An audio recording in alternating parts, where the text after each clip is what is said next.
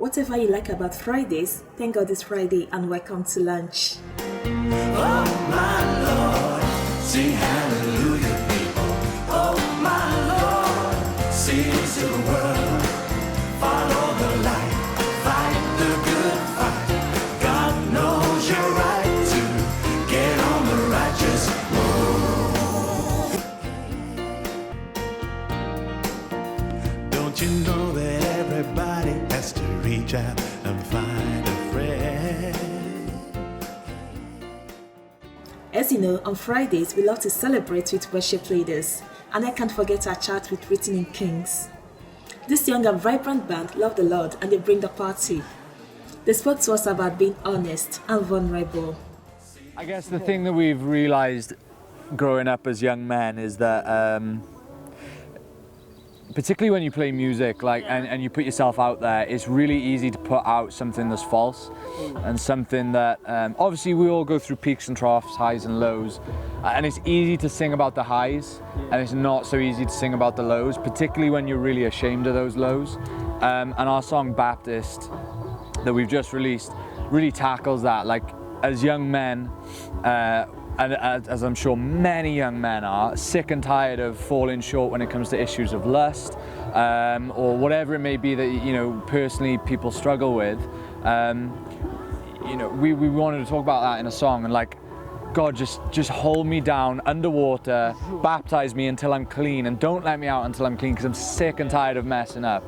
And so for us, it's about being vulnerable in our lyrics and what we're talking about in our songs, so that we can actually say, hey, you're not alone in that thing you're struggling with, whatever it is, you're not alone, you're not the only one, we're struggling too. Even, you know, sometimes there's a divide between the artist on stage and the person in the crowd, and you think that they're holier than thou, and we're not. Like, we wrestle with the exact same thing that everybody wrestles with.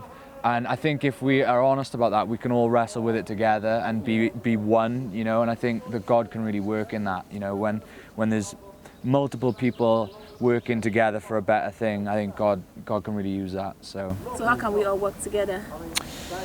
That's a good question. Being honest, like, I think we're not honest enough, particularly in, I think mainstream music is really honest, sometimes too honest, and so they say things we don't want to hear.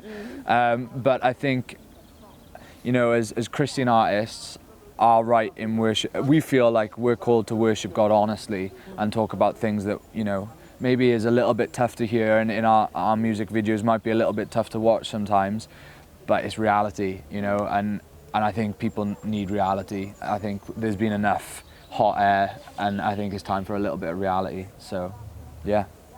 I like that. Yeah. I think the awesome thing is that, like Nathan said, the brotherhood and accountability means that we're all like on the same page with a lot of it. So I predominantly write a lot of the lyrics, and some of the stuff I'm talking about, like, I'd be nervous talking to strangers about, but because I can come alongside these lads and say, look, this is something that's like I've been really struggling with this week, and I felt like God has like inspired me to write some lyrics about it. And it means that I can come to these guys and be like, yeah, I'm struggling exactly the same thing.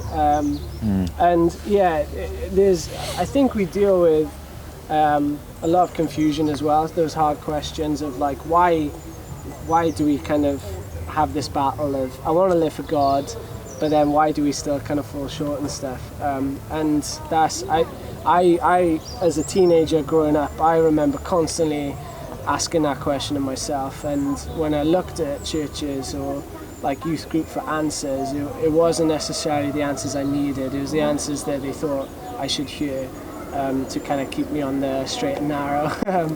But yeah, I think it's not necessarily us saying that we've got the answers, or us saying that like we've solved it, this is the way to live a good Christian life at all. But I think it's awesome as older young adults to be able to say to guys or girls that we're performing in front of, like, it's like we're still going through this with you, and we understand the confusion. We know that, like, sometimes you wake up and you feel like this, sometimes you wake up and you feel like this, sometimes you feel like the worst person in the world. happens to me a lot. And then, but you hear these people singing about this God that loves you and you're so special. I think sometimes we need to be asking those harder questions and come alongside each other.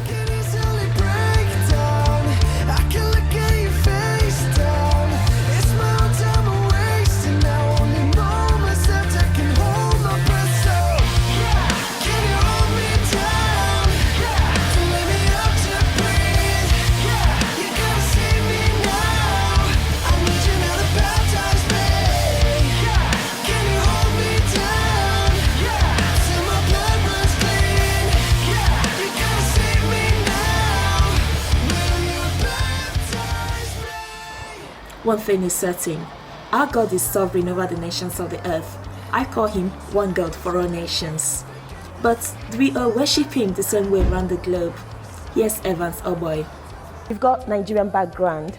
Yes. You've lived in the UK for how many years? Yeah, about 7 years. 7 years. So what's the difference between British and Nigerian worship? Well, there's isn't much difference. I mean, we serve one God, we serve one Jesus, and but just our traditions, differ, and just the way we're back in Africa, we're quite loud, and we have our ways we do stuff.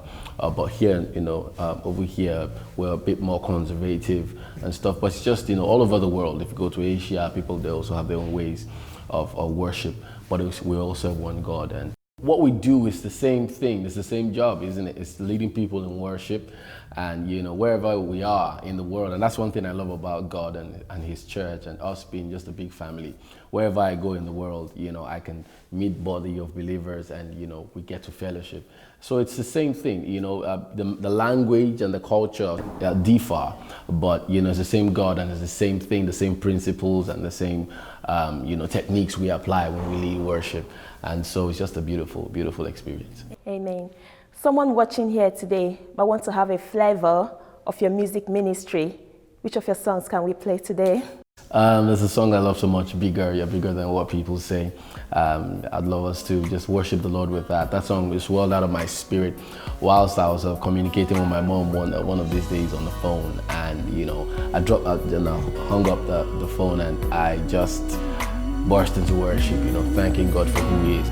You are bigger than what people say, Jehovah. You're bigger than what people say. You are bigger than what people say, Jehovah. You're bigger than what people say. You are bigger than what people say, Jehovah. You're bigger than what people say. You are bigger than what people say, Jehovah. So I love you, Lord. I just came to say you are kind. Hallelujah. Hey, I just came to say, whoa. Oh, I just came to say, I just came to say, hallelujah, hallelujah. Worship leaders obviously have a big job in their hands. We asked Madeleine Kesner what helps her to lead best. As a worship leader, how do you find your sweet spots in terms of communicating with God? How do you find that one thing that helps you lead best, worship best, and sing best? I think you need to prepare as well. I think you need to find out what God wants to do. So oftentimes you have a song list and it changes, but there'll be something like a message when you're preaching a message. He gives you an unction of what may transpire in the place that you're going. So, sometimes it'll be about healing, or sometimes it will be about rejoicing. So there's a way that you need to really tune in as well, prepare. You can't just walk in, but it's better if you prepare, much better. Sure. Talking about experience, we'd like to leave our audience with a worship experience. Which of your songs can we sing today? I think I would say Nation to Nation or The Great I Am. Thanks for watching. If this has blessed you, please don't forget to turn on your live notifications or follow us so we can continue to fellowship with you every weekday. Enjoy your weekend, and we shall see you on Monday.